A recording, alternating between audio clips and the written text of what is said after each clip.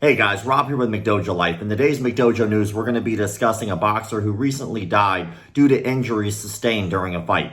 Let's check out the story. As a warning, I want to let you guys know I will be playing the final seconds of that boxing match. If you're not comfortable with that, just know that I'll be reading the story in its entirety and then warning you before I play that match. So if you want to hear the story and don't want to watch the final seconds of the match, this is that warning, and I'll make sure I warn you once again before I play the video. Mexican boxer Jeanette Zapata has died after succumbing to injuries she sustained in a bout against Marie-Pierre Houle last Saturday in Montreal. Zapata, age 18, was rushed to a Montreal hospital after being knocked out by Houle. The fight was stopped at the end of the fourth round. Group Yvonne Michael, the organizer of the boxing event, said Thursday that Jeanette Zapata died from injuries sustained in a bout with Marie-Pierre Houle on Saturday night at the IGA Stadium. It is with great sadness and torment that we learned from a representative of her family that Jeanette Zapata passed away this afternoon at 3:45 p.m.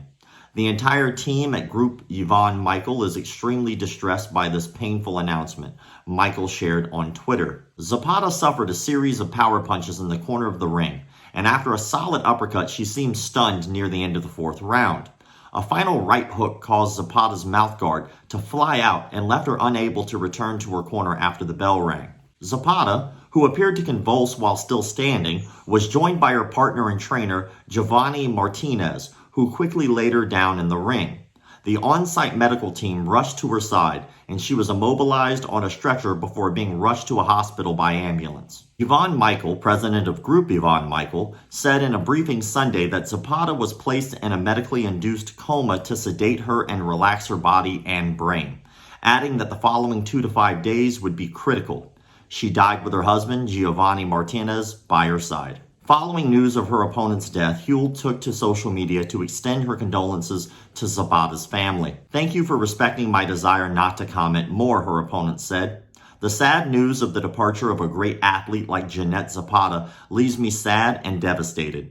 I offer my sincere and deep condolences to her family and her husband, Giovanni Martinez. May God enlighten your soul and receive it in his glory." The World Boxing Council also released a statement. The president of the WBC, Mauricio Suleiman, and the entire boxing family affiliated with the WBC, as well as all boxing, mourns this irreparable loss.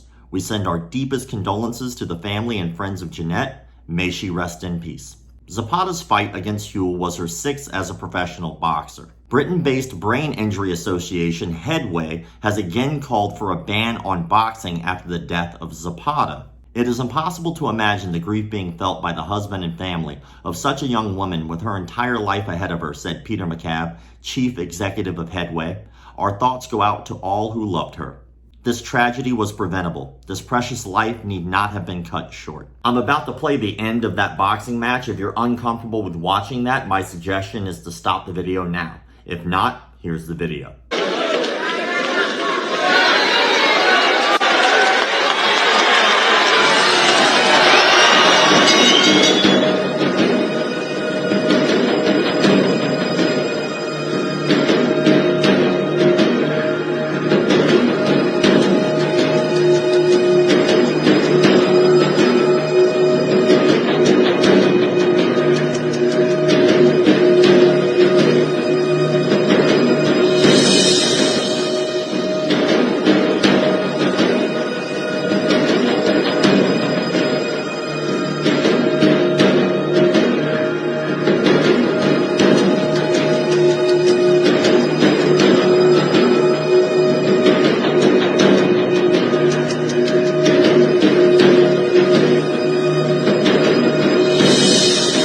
This isn't the first time that a boxer has died because of injuries sustained in the ring.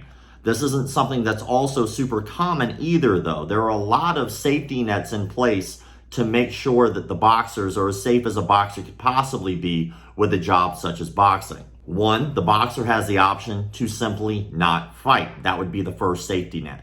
The boxer does not have to box. This is a decision being made by the individual who is choosing to engage in hand-to-hand combat with another individual. The boxer also has a choice inside the ring at any moment to simply quit, to stop boxing at that moment. Maybe not forever, but at least during that fight and say, you know what, I am done, I quit. The second safety net are the coaches. The coaches at any moment have the right to throw in a towel and say, we're done. My fighter is done. They will no longer be fighting in this particular match. The third safety net is the referee, the person in charge in the ring. You also have other things in place such as the state athletic commissions. You also have things like drug testing. There are a lot of other safety nets as well. Unfortunately, with most full contact sports, whatever that sport may be, there is always risk for injury. It is always extremely sad to see someone's career, or in this case, life, cut short due to injuries sustained in the ring. It is interesting that a company like Headway is trying to ban boxing altogether.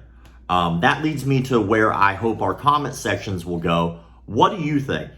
Do you think that boxing should be banned completely because there are injuries and or death that are occurred in the sport?